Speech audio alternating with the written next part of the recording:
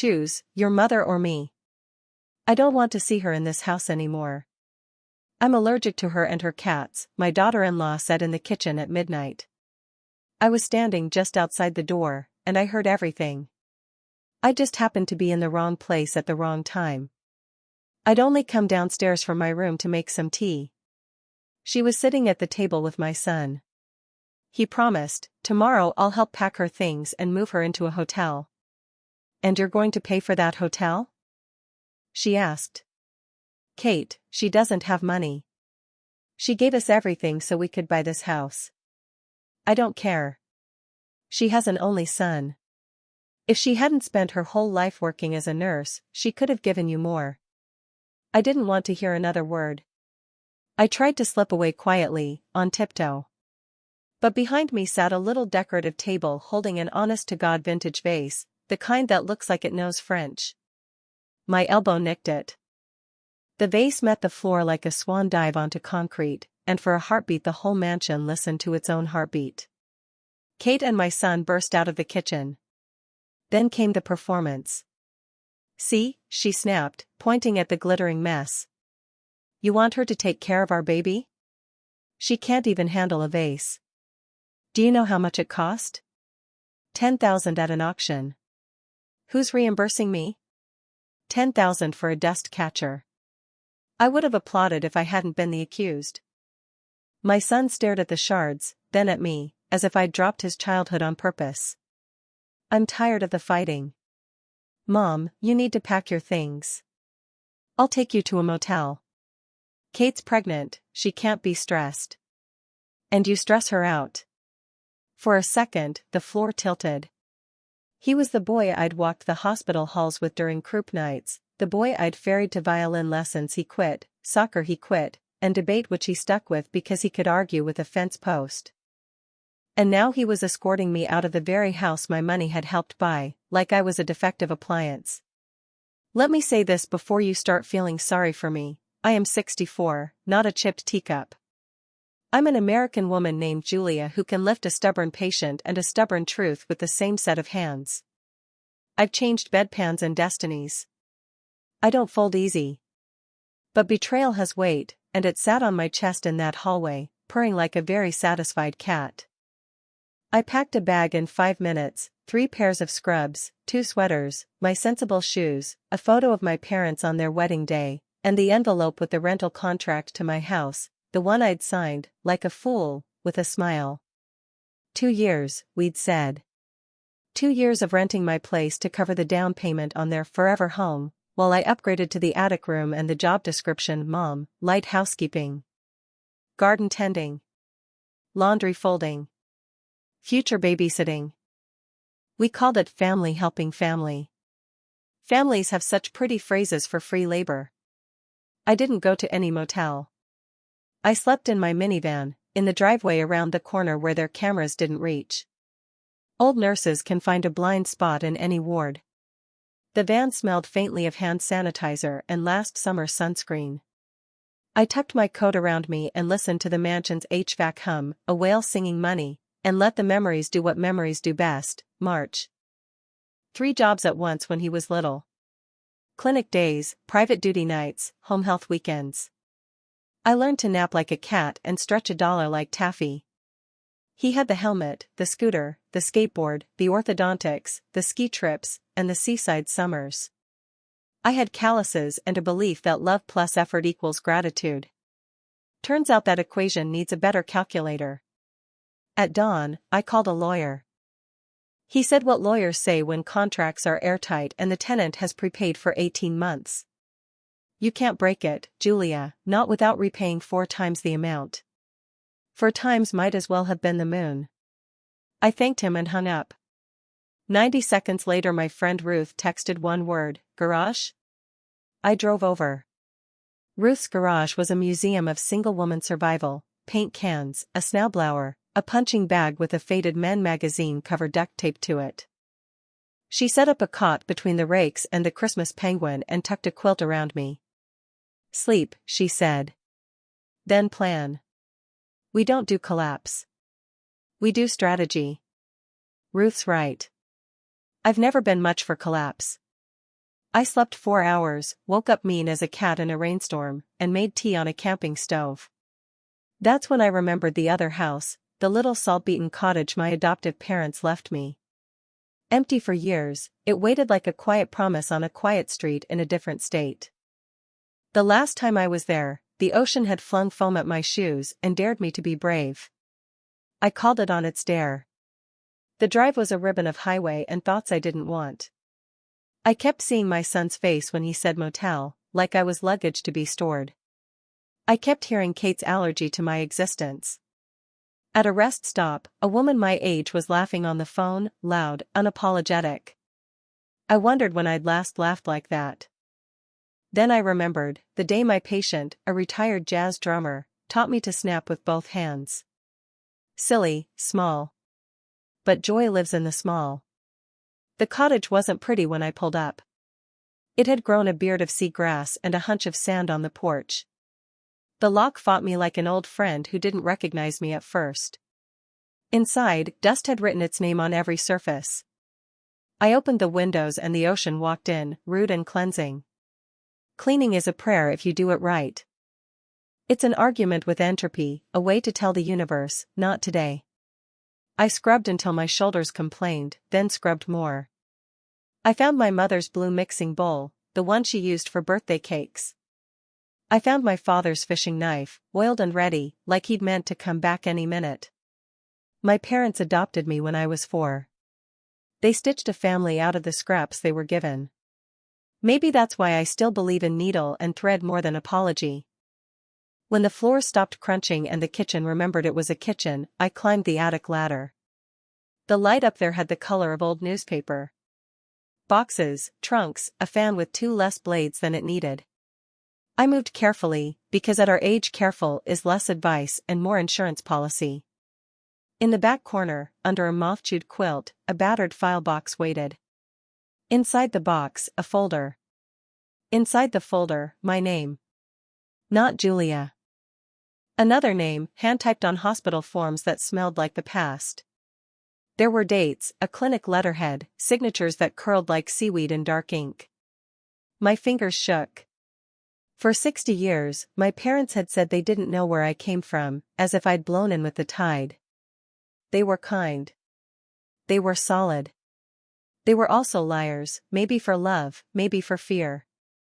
I sat cross-legged on floorboards that had listened to storms and secrets and stared at the truth spelled out in rectangles of paper. A birth certificate. A mother's name. A father's. The town. The room number.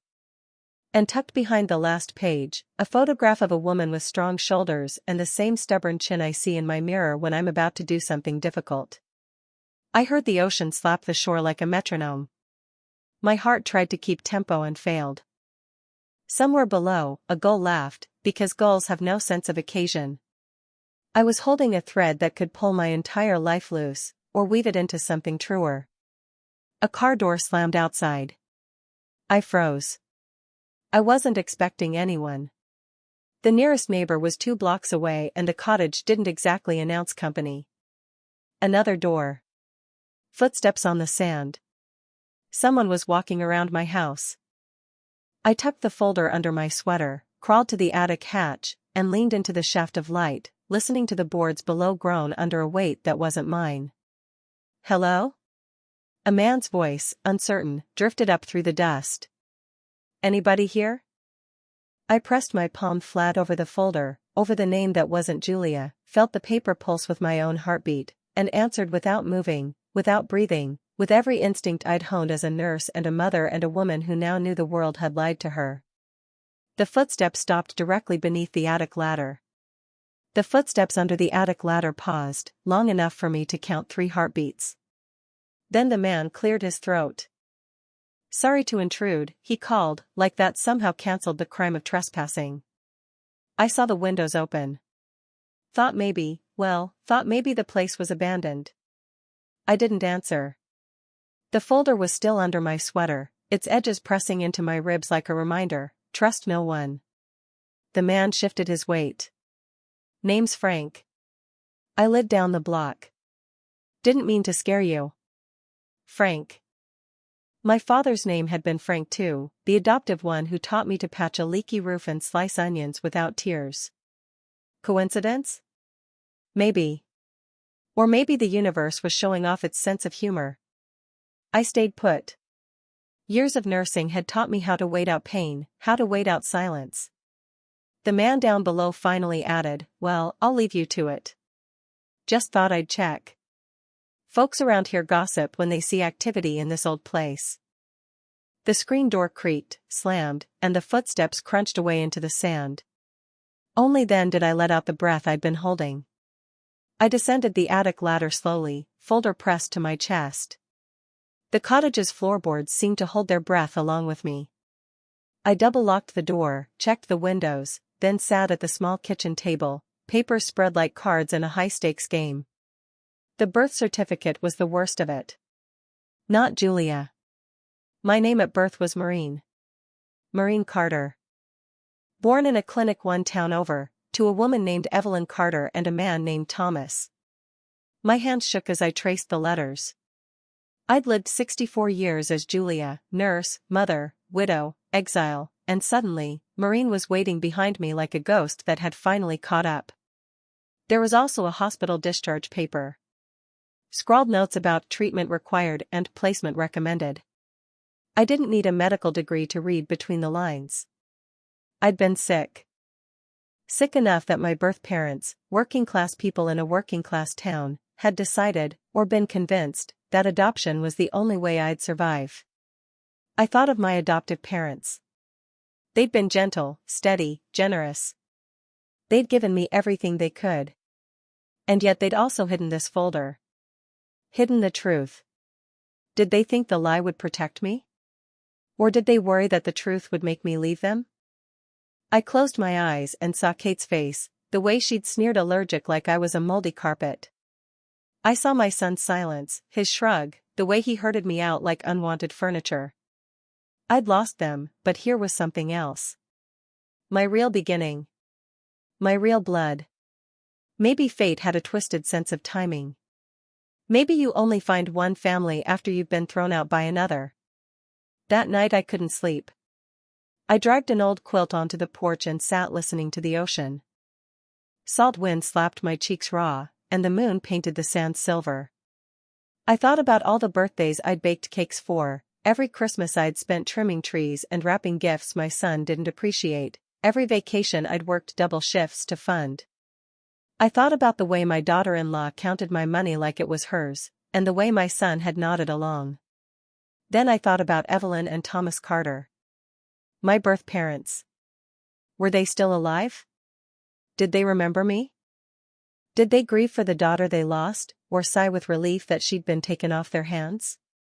I decided right then that I wasn't going to guess. I was going to know. The next morning, I walked into the town hall like a woman with purpose. My reflection in the glass door startled me, hair wild from the sea air, wrinkles carved deep from years of work and worry, eyes sharp enough to slice through pretense. Not Julia the nurse, not Julia the mother. Maureen, newly resurrected. The clerk at the counter was young, chewing gum with the stamina of a cow in a pasture. "Help you?" she asked without looking up from her phone. "I need access to records," I said.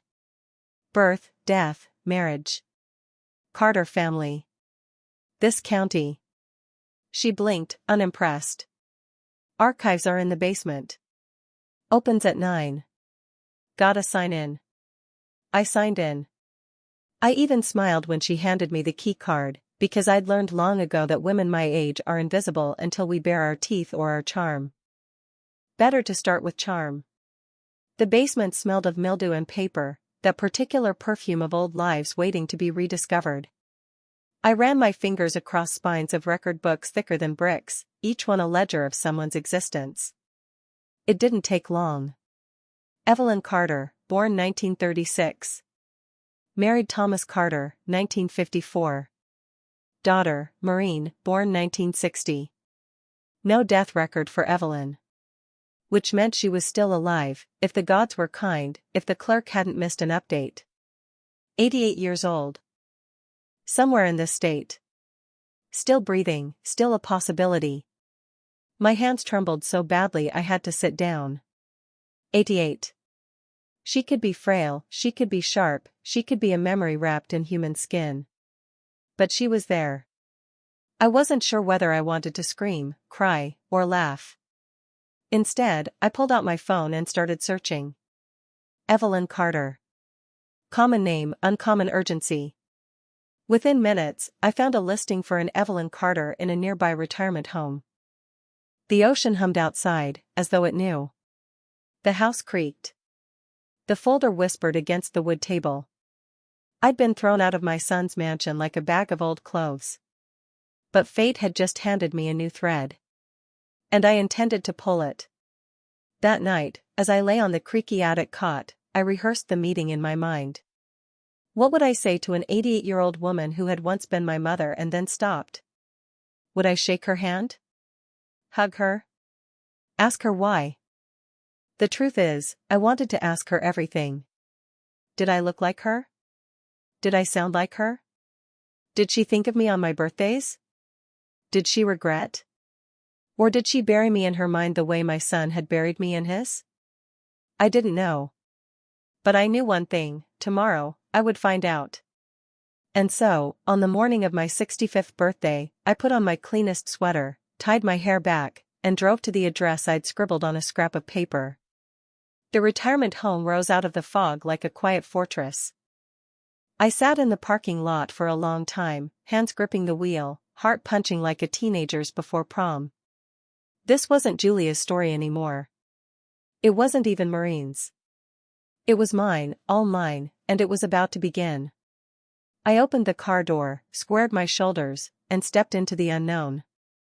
The retirement home looked like a place that wanted to disguise itself as a hotel: warm paint, potted plants, a cheerful sign that said Sunrise Haven. But the moment the automatic doors whooshed open, I smelled the truth: disinfectant and loneliness. A receptionist sat behind a desk, nails painted the color of a stop sign. She looked up with a smile that was more policy than pleasure. Good morning. How can I help you? I clutched the folder in my bag. I'm looking for a resident. Evelyn Carter. I believe she lives here. The receptionist tapped her keyboard, slow and careful, like each key cost her money. Yes, Evelyn's here. Room 212. Do you have an appointment? Appointment. As if I were asking to see a dentist instead of my mother. No. I'm her daughter. That word almost stuck in my throat. Daughter. I'd been many things: nurse, mother, wife, caretaker, fool, but daughter hadn't been on my tongue in decades. The receptionist's eyebrows shot up, but she didn't argue. Second floor. Elevators on your right. I walked down the hall, my shoe squeaking against the polished floor. Each step felt like a countdown. What if she didn't want to see me? What if she pretended not to know me? Worse, what if she really didn't? Room 212's door was ajar. I knocked anyway. Come in, a voice called, thin but steady. I pushed the door open. And there she was. Evelyn Carter sat in an armchair by the window, a shawl draped around her shoulders. Her hair was white, her face a map of years, but her eyes, oh, those eyes. I knew them.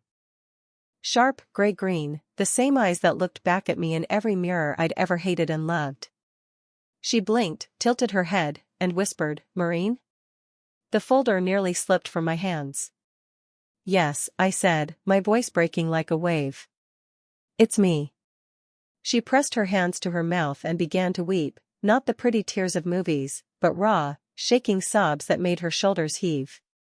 I crossed the room and knelt beside her chair, my knees protesting but my heart propelling me forward. You're alive, she gasped between sobs. You're alive. I'm alive, I whispered, though part of me still wasn't sure. The next hour blurred. She clutched my hands, studying my face like it was a lost photograph returned from the sea. She told me she had searched for me, years ago, but the adoption agency had sealed the records and my name had been changed. I looked everywhere, she said, her voice trembling with memory. But you vanished. I told her about my adoptive parents, how they'd raised me, how they'd given me a good, steady life. She nodded, tears in her eyes. I prayed for that, she whispered. But then the truth came, uninvited and heavy. She admitted that when I was born, I was sick. Fragile. They didn't have money for the treatments I needed. The doctors told us you might not live past 20 without them. We couldn't afford it. My parents, your grandparents, they insisted adoption was the only way. I sat there, stunned. I wanted to rage, to scream that no mother should hand over her baby. But then I remembered the nights I couldn't afford more than ramen noodles, the overtime shifts I took to buy my son's textbooks, the times I counted pennies for gas. Poverty isn't just cruel, it's a thief. You let me go so I could live, I said slowly. She nodded, her eyes brimming. It was the hardest thing I ever did. We sat in silence for a long time, just two women linked by blood and loss. I thought of my son, the way he'd discarded me like a broken ornament. I thought of Kate, allergic to my existence. And then I thought of Evelyn, who had given me up to save me. Life had a twisted sense of irony. The mother who abandoned me had done it out of love. The son I gave everything to had abandoned me out of convenience. Before I left, Evelyn reached into a drawer and pulled out an old photograph. It was of a man, tall, broad-shouldered, kind eyes. Your father, she said softly. Thomas. He died years ago. His grave is here in town. I traced the photo with my finger, feeling the outline of the man who had given me his chin, his jaw, his stubbornness. Evelyn looked at me, her face fragile but fierce. Maureen, there's something else you should know. Before your father died, everything changed.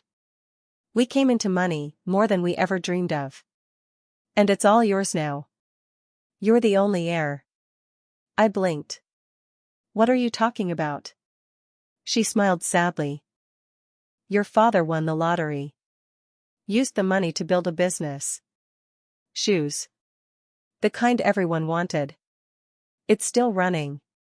And it belongs to you. The room tilted. My heart raced. I had come here searching for roots, for truth. Instead, I had stumbled onto an empire. Me, Julia who wasn't Julia, the nurse who lived in an attic and slept in a van, the woman discarded by her only child, I was suddenly an heiress. But the strangest part wasn't the money. It was the fire that lit inside me. A new kind of power. A new kind of freedom. And with freedom comes choice. That night, back at the cottage, I stood on the porch with the ocean wind whipping my hair and laughed. Laughed like that woman at the rest stop, loud and unapologetic. Because the universe had played its hand, and for once, the cards were mine. But freedom is never free. And I knew, deep in my bones, that this inheritance came with truths darker than money could ever buy. Somewhere out there, my son was drowning in his own ruin. Somewhere in here, my real name was calling me home. And tomorrow, I would visit my father's grave. The cemetery sat on a hill above the town, the kind of place where the wind never stops talking. I parked the minivan by the gate and climbed the gravel path, the folder of documents pressed to my chest like a shield. Row after row of stones stretched before me, gray teeth biting into the earth. I scanned them slowly until my eyes caught it, Thomas Carter. 1932 to 1994. There he was. My father. The man I'd never met but who had somehow been shaping me all along. I knelt before the stone, knees aching, palms flat against the cold granite. Hello, Dad, I whispered, feeling ridiculous and reverent all at once. The wind whipped my hair into my mouth, but I didn't move it away. I just kept talking. About my life as Julia. About being a nurse, about raising my son, about working myself to the bone so he could have more than I did. About how he'd repaid me, with silence, with betrayal. You probably wouldn't like him much, I said bitterly. Your grandson. He treats me like a burden. And I let him. My voice cracked. I pressed my forehead to the stone. But I'm not a burden. Am I? I was never meant to be one. The ground beneath me was damp, but I stayed there, letting tears fall for the father who couldn't hear them and the daughter who'd almost stopped believing she was worth anything at all. After a while, I noticed something.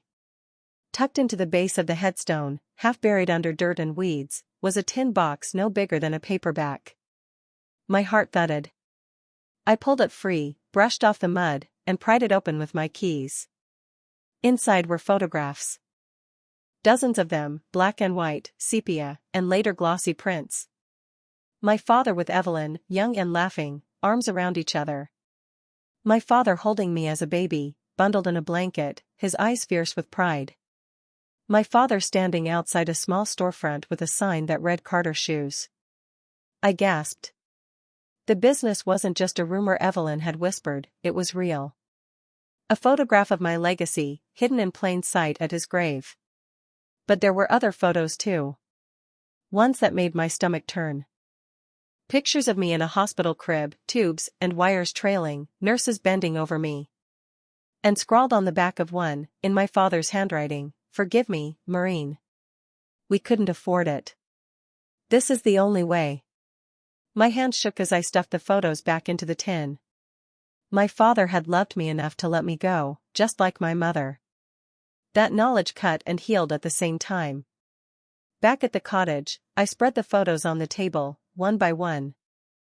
The story was coming together now, a sick baby, poor parents, wealthy grandparents who forced the adoption.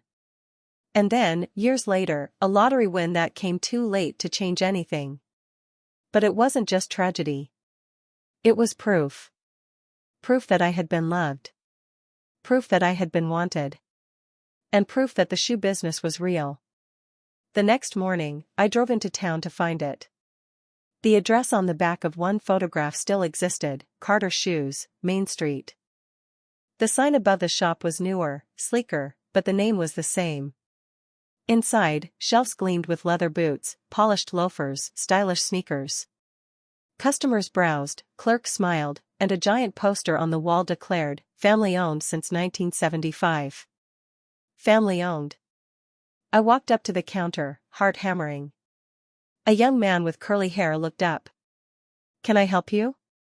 "Yes," I said, steadying myself. "I need to speak with the owner." "That'd be Mr. Carter," he replied. "Hold on, I'll get him." Mr. Carter. My pulse raced. Did they mean? A few minutes later, a tall man in his 50s emerged from the back office. He wore a tailored suit, his smile warm but guarded. "I'm James Carter," he said, extending his hand. "And you are?" I took his hand, gripping it firmly. "Julia," I said, my voice calm but my mind roaring. "Julia. But that's not the name I was born with. You and I, we're family." His smile faltered. He studied my face, eyes narrowing. "Excuse me?" I pulled the birth certificate from my bag and slid it across the counter. "I'm Maureen Carter. Thomas and Evelyn's daughter. Your cousin." The color drained from his face. He glanced at the papers, then at me, then back again. "That's impossible." "No," I said, voice sharp as broken glass. "It's the truth." For a long moment, silence stretched between us. Customers shuffled awkwardly, pretending not to listen. James finally cleared his throat and gestured toward his office. "We'd better talk. Privately." I followed him into the office, every nerve on edge. "Why now?" he demanded once the door shut. "Why show up after all these years?" "Because I just found out who I am," I snapped. "And I deserve to know the truth." He stared at me, lips pressed tight. Then, slowly, he sank into his chair. "My God," he whispered. "It really is you." I leaned forward, fire in my eyes. "Then tell me. Why did no one ever come for me? Why was I erased?" James ran a hand through his hair. "Because if you'd been found, everything would have gone to you. And some people weren't willing to lose it all." His words landed like stones in my stomach. Some people. Family. The betrayal I thought I'd already tasted had only just begun. James leaned back in his chair, his face pale as printer paper, his hands clasped like he was praying to a god who'd stopped answering him. "I don't understand," I said. "What do you mean, everything would have gone to me?" He rubbed his temples. "When your father died, the will named you, Maureen, as sole heir. But since no one could find you, the estate defaulted. It passed to my side of the family. My father, your uncle, took control of the business. We assumed you were gone." I stared at him, my jaw tightening. "Assumed? Or hoped?" James flinched. His eyes flicked to the folder on the desk, the proof of who I was, who I'd always been. "Look, it wasn't me. I was young. I didn't know the details back then. I only learned later. By then, the business was thriving, and, well, no one wanted to rock the boat." Rock the boat. That's what they called erasing a child. I leaned forward, my voice low but sharp. "So let me get this straight.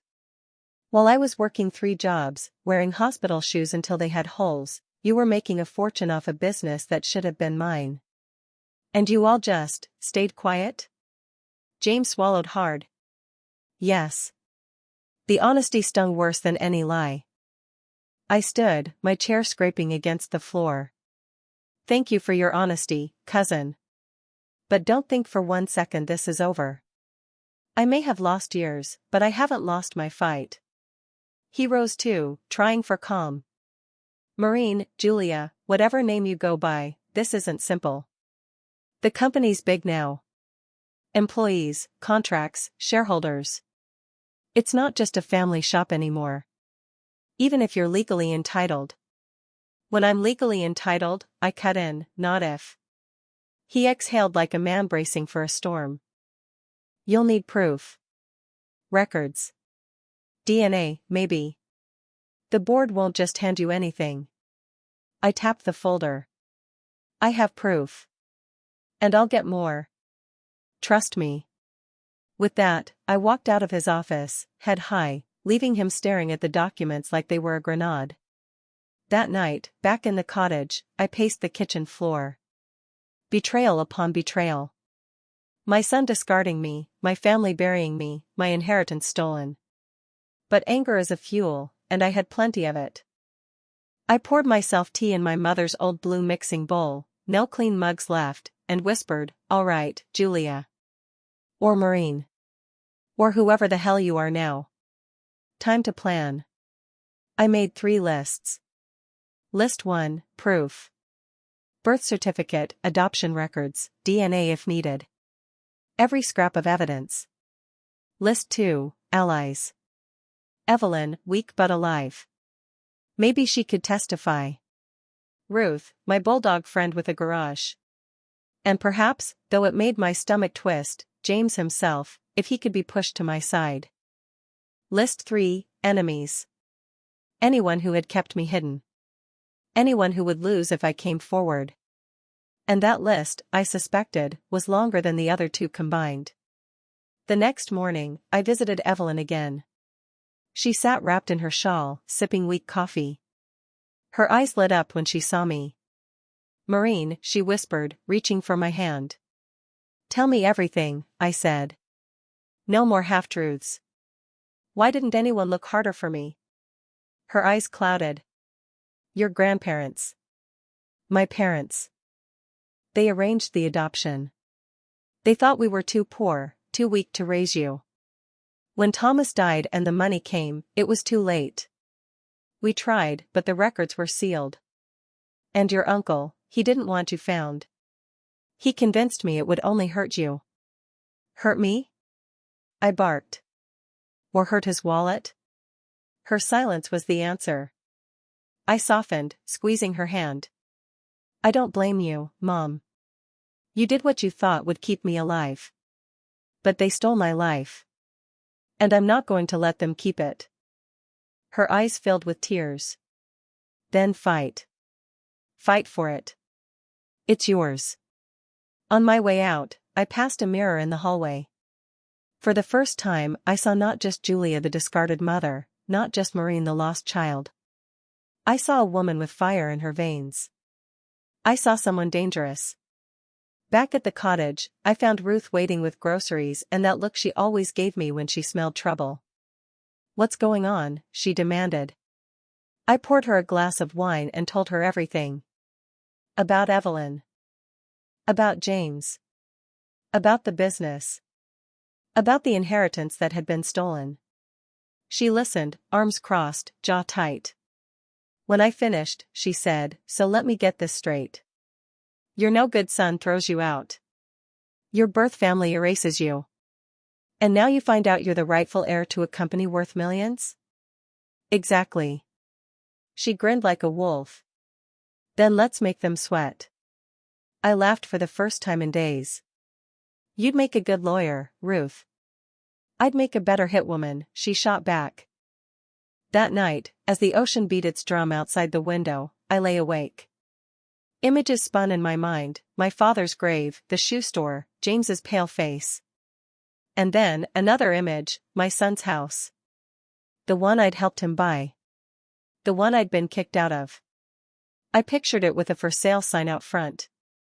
And I wondered, wouldn't it be delicious if one day soon, he had to watch me buy it? I smiled in the dark. Revenge doesn't always come in fists or fire. Sometimes it comes in deeds, in signatures, in walking back into a room they swore you'd never enter again. And I intended to walk into every one of those rooms. When I was a nurse, I used to tell patients, the first step to recovery is naming the pain. Well, I had named mine, betrayal. And now that I'd named it, I intended to treat it. My treatment plan? A sharp mix of patience, strategy, and just enough revenge to make the medicine go down smooth. I started with proof. Paper trails never lie if you know where to dig. The adoption agency had long since folded, but the county courthouse still had records yellowing in its basement. I bribed the clerk with a batch of Ruth's peach cobbler. Don't laugh, in small towns baked goods are currency, and soon I had the sealed adoption file in my hands. There it was, Maureen Carter, handed over at age 4 to my adoptive parents. Their names, their signatures, their gratitude letter. And a note from the judge, name to be legally changed to Julia. I stared at the ink until my eyes blurred. Proof. Unshakable. I made 3 certified copies and locked them in Ruth's garage freezer, sandwiched between her frozen lasagnas. If anyone broke into my cottage, they'd find dust and maybe a moth or two, but no leverage. Next, I spit into a DNA kit. The kind that promises to tell you whether you're 3% Viking or 10% Neanderthal. I didn't care about the Vikings. I cared about Evelyn. I sent one kit to her nursing home, and she swore she'd follow the directions to the letter. When the results came back, there'd be no denying the blood tie. Meanwhile, James kept calling. First polite, then insistent. I ignored the first 3 voicemails.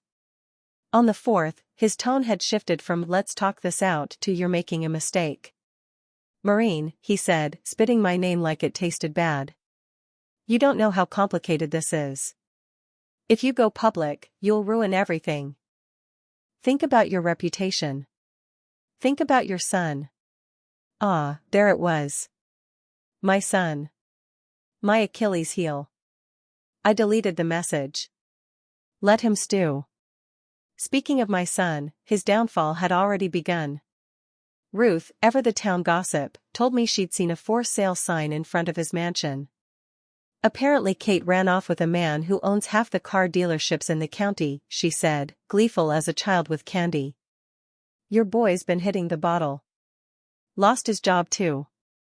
It's all over the coffee shop circuit. I should have felt pity. I should have ached for the boy I raised. Instead, I poured myself a glass of wine and toasted the ocean. Because the truth was simple, he had chosen her over me. And now she had chosen someone richer over him. Life has a way of leveling the field. But the real battle wasn't with my son. It was with James and whatever board of directors thought they could keep me out of my own inheritance. So, I prepared. I called a lawyer recommended by Ruth's cousin, a woman named Gloria, sharp as a tack and twice as dangerous. She listened quietly as I laid out the story, the papers, the DNA test in progress. When I finished, she said, "If half of this is true, you don't just have a claim. You have the claim. And if they've knowingly hidden your identity to seize control of the company, we're talking fraud. Maybe even criminal." Music to my ears. That night, I dreamed of shoes. Rows of polished leather, boxes stacked like towers, laces that wound around my ankles and tied me to my fate. When I woke, the ocean was roaring louder than usual, as if cheering me on. 2 weeks later, the DNA results arrived. Evelyn and I matched. 99-point-something% certainty. My hand shook as I held the paper. It was more than proof. It was validation. I drove straight to the shoe store, stormed into James's office, and slapped the results onto his desk. He read them, face paling. "Damn it," he muttered. "Language, cousin," I said sweetly. "The board will want to see this." He buried his face in his hands. "Do you have any idea what this will do? The lawsuits? The chaos?" "Oh, I have an idea," I said, leaning close. "And I can't wait to watch it."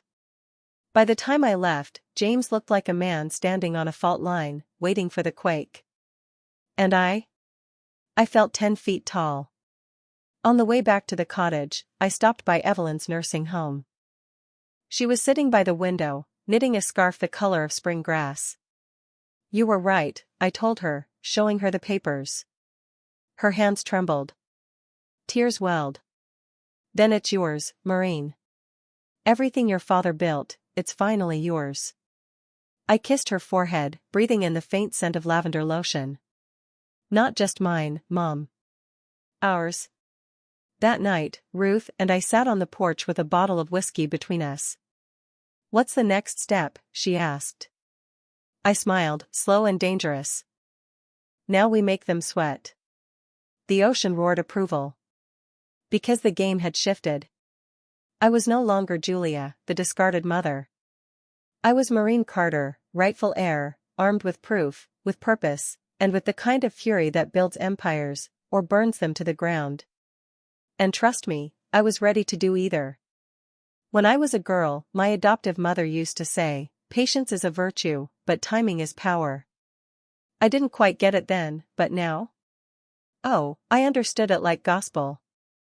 I had the proof, I had the DNA, I had the lawyer, and I had the anger to fuel a freight train.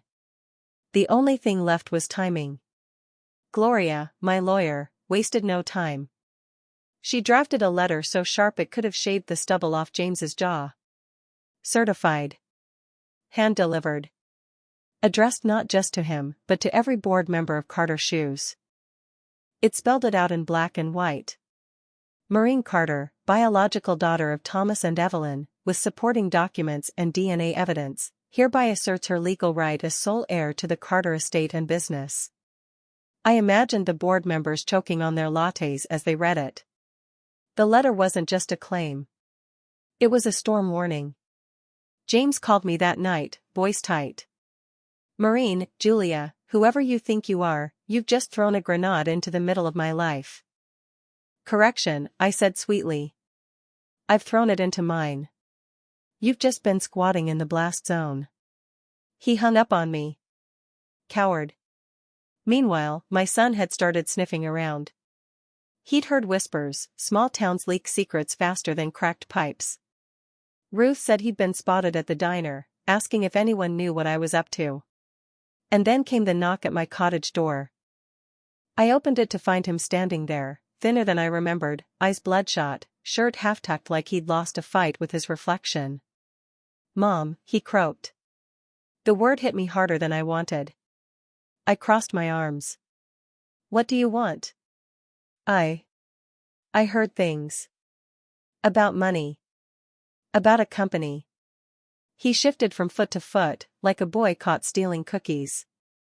"Is it true? Why do you care?" I asked coolly. "You made it clear 2 years ago that Kate's comfort mattered more than your mother's dignity."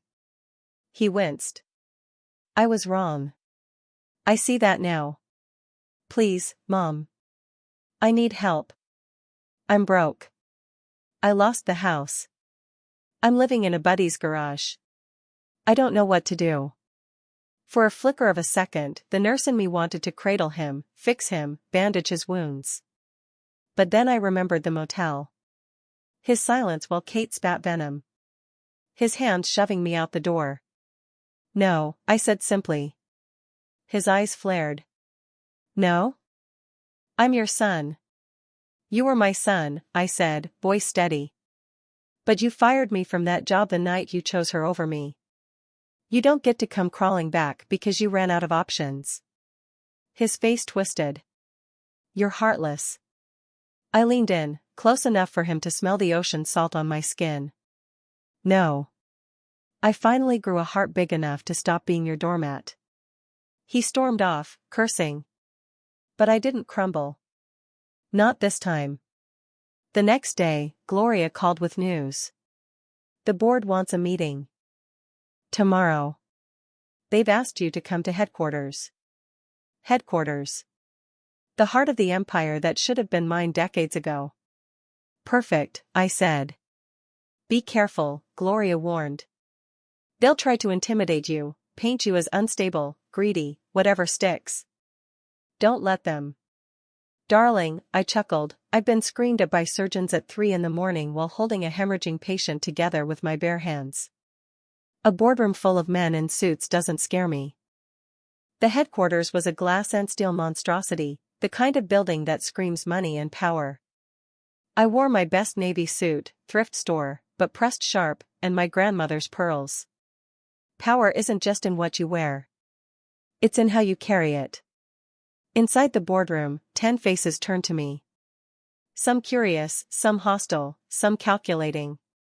James sat at the far end, jaw tight, knuckles white. Gentlemen, I said, dropping the folder of documents on the table with a satisfying thud. And ladies, I added, nodding at the 2 women among them. I'm Maureen Carter. And I'm here to collect what's mine. Silence. Then whispers. Then one man cleared his throat. Ms. Carter, with all due respect, the company has thrived under current leadership. Introducing new ownership could destabilize everything. I leaned forward, eyes locked on his. Destabilize? You mean finally put the rightful heir in charge? That's not destabilization. That's justice. Another board member, older, skeptical, asked, what do you even know about running a company of this scale? I smiled. I know about running 12-hour shifts with no breaks, juggling 3 jobs, raising a child alone, and making miracles out of scraps. Don't talk to me about scale. I've been operating under pressure my entire life. The only difference is now I'll be doing it with better shoes. A ripple of laughter broke the tension. Even the 2 women smirked. James flushed crimson. By the end of the meeting, nothing was decided, but everything had shifted. They knew I wasn't bluffing. They knew I had proof. They knew I wouldn't back down. When I walked out of that glass palace, the sun hit me square in the face. And I realized something, this wasn't just about inheritance. It wasn't even just about revenge. It was about finally taking up the space I'd been denied my entire life. The ocean wind seemed to follow me inland, whispering, push harder. Don't stop now. And I intended to listen. Because the storm had only just begun. The boardroom meeting had lit a fuse, and everyone knew it. By the time I got back to the cottage, Ruth was waiting on the porch with a bottle of Merlot and 2 glasses. Well, she demanded, before I'd even parked. I grinned, shaking my head. They tried to scare me. I scared them back. That's my girl, Ruth said, pouring me a glass like we'd just robbed a bank together. So what's next? You gonna run the place yourself? Not yet, I said, swirling the wine. First, I want them to sweat. I want James to wake up every morning wondering if today's the day he loses everything. Ruth raised her glass. Now that's the Julia I know. The sweating began quickly. 2 days later, the local paper ran a headline. Mystery heir to Carter's shoes emerges, family legacy at stake. There was my face, slightly grainy but unmistakable, under the bold print. The article quoted an anonymous source close to the matter. I had a strong suspicion Ruth was the anonymous source, since she'd gone to high school with half the newspaper staff. It laid out the adoption, the inheritance, the DNA. James must have nearly choked on his morning coffee. That same afternoon, Gloria called. Well done. Public pressure works in our favor. The board can't bury this now, it's out in the open. But Maureen, brace yourself. They'll fight back. Good, I said. I like a fight. Meanwhile, my son came slithering back. I was in the garden behind the cottage, pruning roses that had gone wild during years of neglect, when I heard footsteps. I turned, shears in hand like a weapon, and there he was. Mom, he said, eyes wide. I read the paper. It's true, isn't it? You're rich? I didn't lower the shears. Rich isn't the word I'd use. Independent, maybe. Free. He licked his lips. Can I stay here? Just for a while? In the garage, maybe. I'll get back on my feet. I tilted my head. Funny. That's exactly what I asked you 2 years ago, when your wife wanted me gone. Remember your answer? His face flushed. That was different. No, I said, my voice sharp as the shears in my hand. It was exactly the same. You had power. I didn't. You chose to use it against me. Now the tables have turned. His jaw clenched. You're my mother. And you were my son, I replied. Past tense.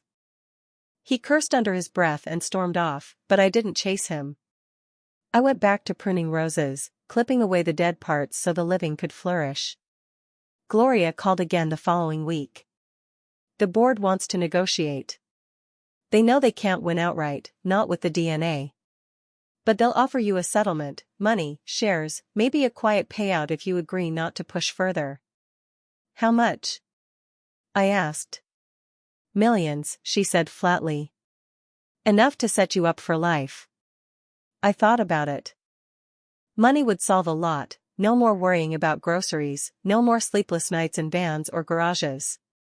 But money alone wasn't what I wanted. What if I say no? I asked. Then we go to court. It'll be ugly. Long public. But if you win, you don't just get money. You get control. Control. The word tasted better than wine. I drove to Evelyn's nursing home to talk it through. She was weaker now, her breath short, her hands trembling. But her eyes, my eyes, still had fire. Take it all, she whispered when I told her about the offer. Don't settle. Your father built that business for his family. For you. Don't let them buy you off. I squeezed her hand. Then I won't. I'll fight. A tear slipped down her cheek. That's my girl. The next board meeting was a circus. Protesters outside, some cheering me, some defending the Carters already in charge. Reporters snapping photos as I strode in, pearls gleaming, chin high. Inside, James looked like he hadn't slept in weeks. The board tried to play nice, dangling numbers that would make most people dizzy. I listened politely. Then I stood. I'm not here for a payoff, I said, my voice steady. I'm here for my place. For my father's name. For justice. Gasps rippled through the room. One woman at the table smiled faintly, like she'd been waiting for me to say exactly that. James slammed his hand on the table. You'll destroy everything. No, I said calmly. I'll rebuild it. And this time, the foundation won't be lies. That night, back at the cottage, Ruth and I sat with the ocean roaring in our ears. She looked at me, pride shining in her eyes. You're really going to do it, aren't you? Take the whole damn company. I nodded slowly. Not just take it. Transform it. Make it what my father dreamed it could be. A business built on truth, not theft. I sipped my wine, staring at the waves. And maybe, I added softly, I'll finally stop being Julia the discarded. And fully become Marine, the unstoppable. The ocean answered with a crash so loud it rattled the windows. And I took it as an omen. If there's one thing I've learned, it's that battles are won not just in courts or boardrooms, but in hearts and headlines. And I had both on my side. The press had gotten wind of my story, and the local channels ate it up like popcorn. Nurse turned heiress. Hidden daughter of the Carter Empire. They painted me as a kind of folk heroine, 64, betrayed by her family, now rising from the ashes to claim her rightful place. I smiled at the headlines. I'd been invisible for so long, erased by my son, by my birth family, by circumstance. Now, invisibility was over. James, on the other hand, looked like a man sprinting downhill with no brakes. He issued statements about stability and continuity. But the more he insisted, the more the public wanted me. People love a comeback story. Especially when it's a woman of a certain age refusing to lie down and die. Gloria called one evening with an update. The board is split. Half of them want to fight you tooth and nail. The other half thinks aligning with you is good PR. It may come down to a vote. Then I need to win the people, I said. Make it so the board can't ignore me without looking like villains. So I did what I've always done best, I told the truth. I gave interviews. I talked about my life as a nurse, about raising my son alone, about working 3 jobs to fund his education while patching up strangers in the ER. I told them how I'd been discarded like trash, only to discover I was the rightful heir to an empire. I didn't cry. I didn't beg. I spoke with humor, grit, and the kind of honesty people can smell a mile away. And America listened. One night, Ruth and I sat on the porch with the TV flickering through the cottage window. A talk show host was discussing me. She's a symbol, the host said. For every woman who gave her life to her family and was betrayed. For every worker who broke their back while someone else reaped the rewards. People aren't just rooting for her to win the company. They're rooting for her because she's us. Ruth clinked her glass against mine. You hear that, Julia? You're a damn revolution. I laughed, the ocean wind tangling my hair. About time. But not everyone was cheering. One evening, I came home to find the cottage door ajar. My stomach dropped. Inside, drawers were ransacked, papers scattered. The folder with my adoption papers was gone. I cursed under my breath. Only one person stood to gain from stealing it, James. I called Gloria immediately. They've taken the papers. Doesn't matter, she said coolly. We made copies, remember? Freezer, safety deposit box, my office. We're covered. I exhaled, relief flooding me. But the violation still burned. They'd tried to erase me again. Only this time I was ready. The board meeting to decide my fate was set for the following month.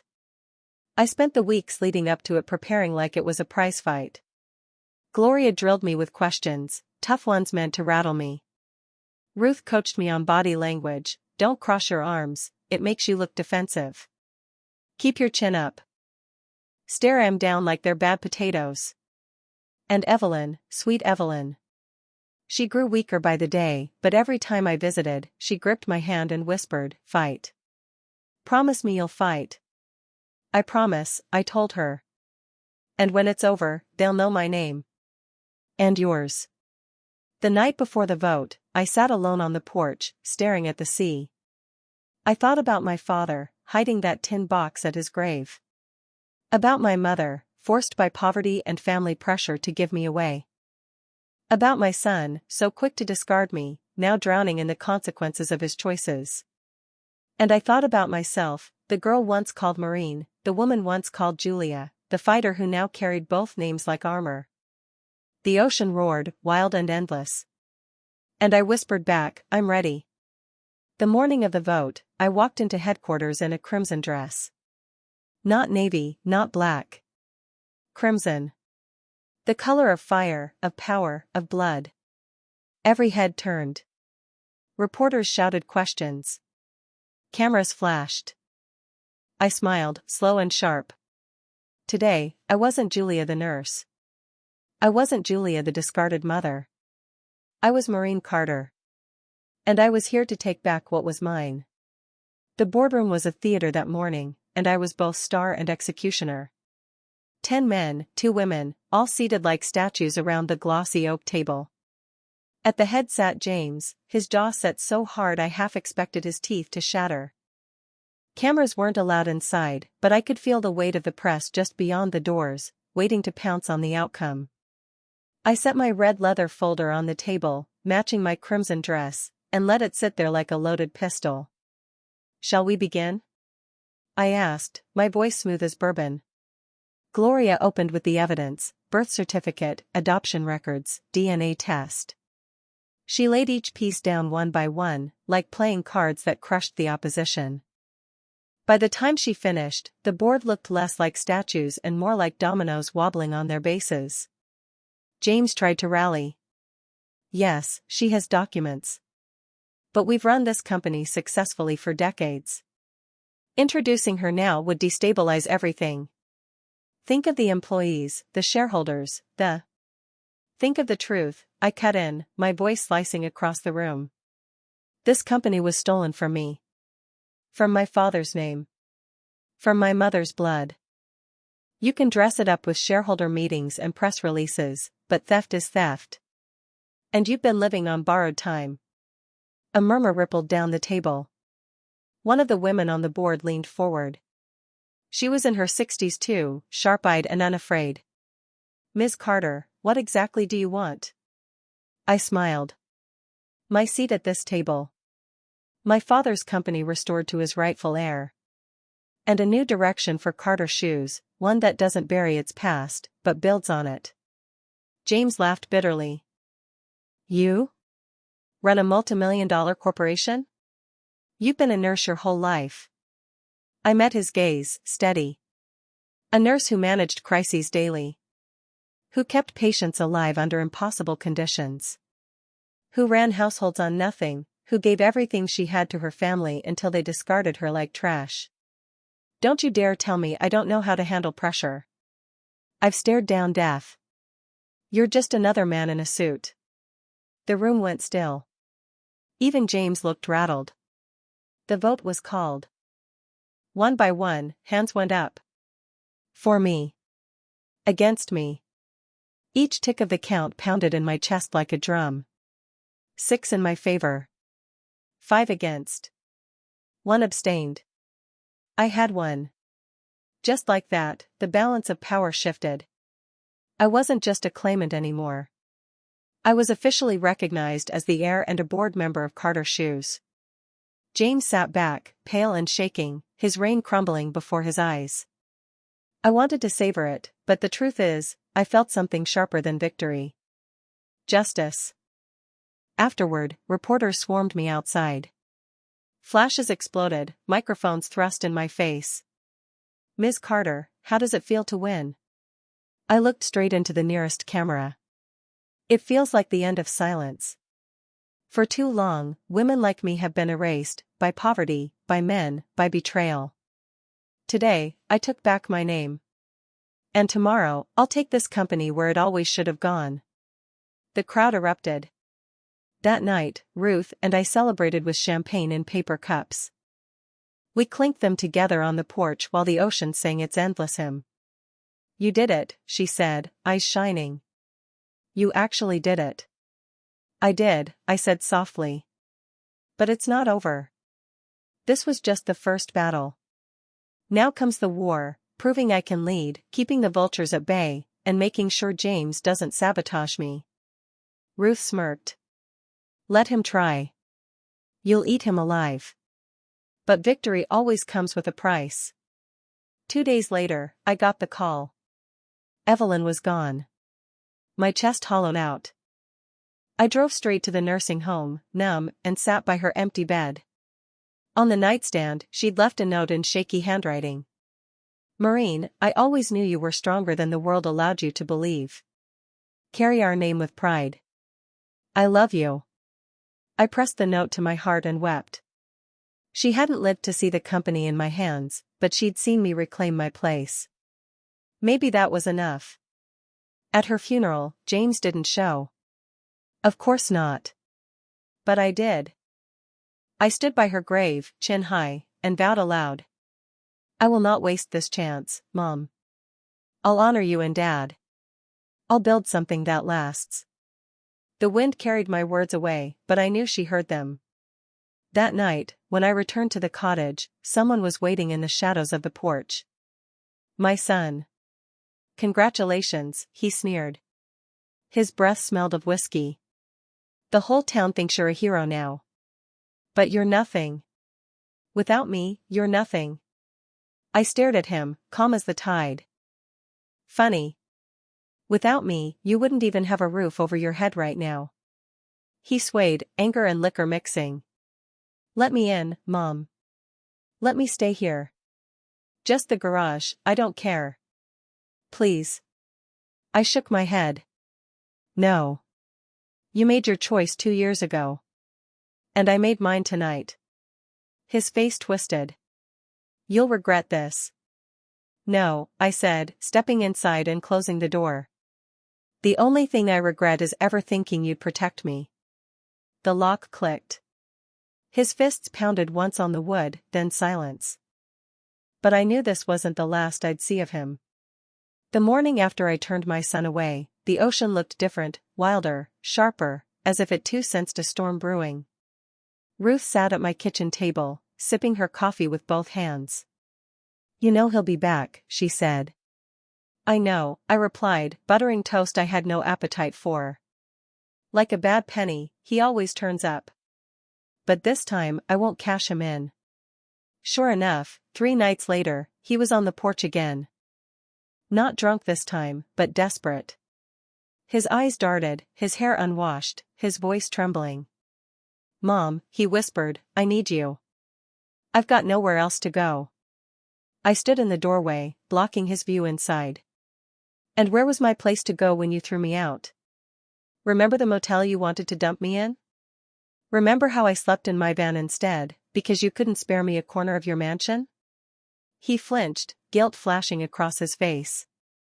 That was Kate. No, I cut in sharply. That was you. You let her speak for you, and you let her cruelty become yours. Don't you dare shift the blame now. His eyes filled with tears. Please, Mom. Just the garage. I shook my head. You taught me what it feels like to be homeless. I won't forget that lesson. The next morning, the headlines hit harder than any blow he could have delivered. Heiress Maureen Carter takes seat on Carter Shoe's board. From nurse to empire, the hidden daughter steps forward. And then, buried halfway down the page, local man divorced, facing foreclosure, estranged son of Carter heiress. The town was buzzing, and so was he. By noon, my son was back, this time red-faced with rage. You ruined my life, he shouted, fists clenched at his sides. First Kate leaves, now I'm a laughingstock. Everyone says my mother's a millionaire while I'm broke. Do you know what that feels like? I crossed my arms, meeting his fury with steel. Yes. I know exactly what it feels like.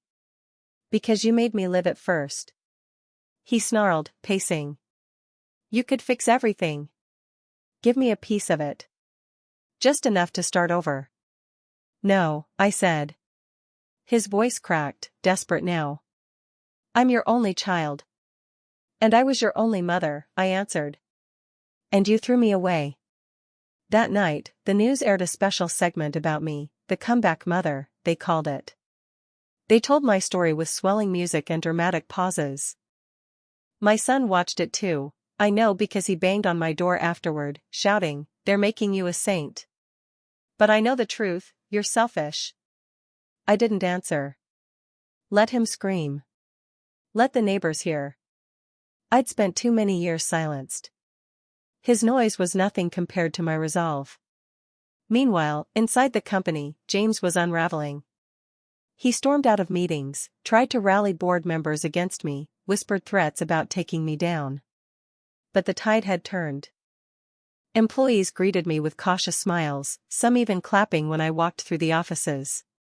The story of the hidden heir had become a rallying cry. One afternoon, I overheard a young woman in the break room say, "She's proof that women don't have to disappear after 60. Look at her, she's unstoppable." I smiled all the way back to my office. Still, power attracts enemies. A week later, my car tires were slashed in the company parking lot. Gloria called it intimidation. I called it amateur hour. They think this will scare me? I told Ruth that night. Please. I've had blood sprayed across my scrubs at 3 a.m. Intimidation doesn't look like rubber and air. It looks like silence. And I refuse to be silent.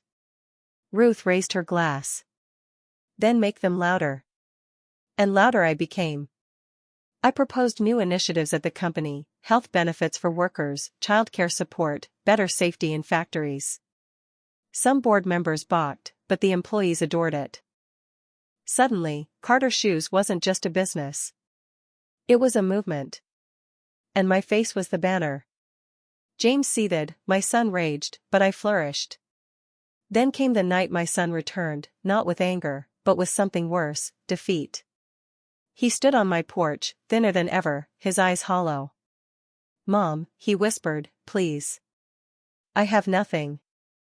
I sleep in my car. Just let me stay. I'll do anything." I studied him for a long moment. He looked so small.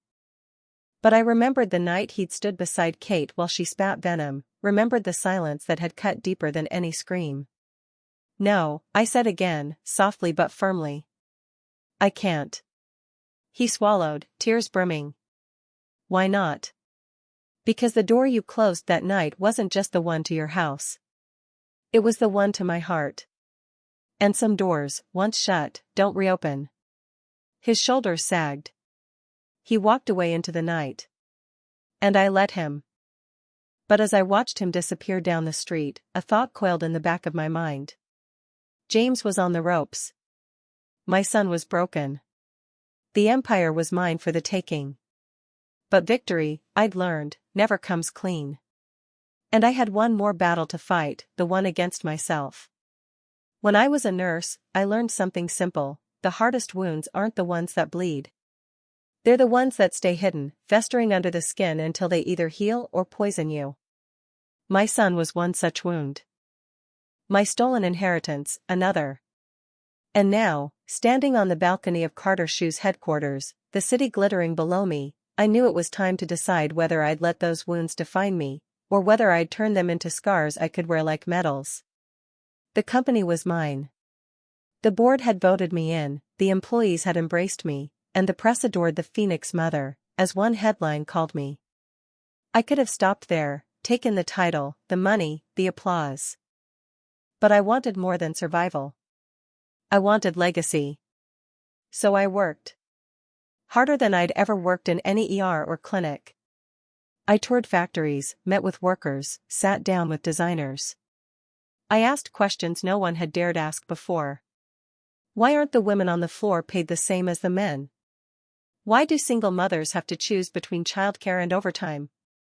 Why is safety an afterthought when profits are soaring? The board tried to temper me. "You'll bankrupt us if you keep this up," James hissed during one meeting. "No," I shot back. "I'll save us. Because companies don't crumble when they care for their people. They crumble when they exploit them." Even the employees clapped at that. James stormed out. Meanwhile, my son kept circling like a moth that didn't realize the flame would burn him. He came to one of my public appearances, lurking in the back, staring with eyes that begged and accused in equal measure. He sent me letters, half apologies, half demands. One evening, he appeared at the cottage again, this time sober, dressed neatly, almost like the boy I remembered. "Mom," he said softly, "I've been thinking. I know I hurt you. I know I chose wrong. But I want to start over. Please, just give me a chance. I studied him in the porch light. He looked sincere, but sincerity isn't the same as change. I'd learned that the hard way.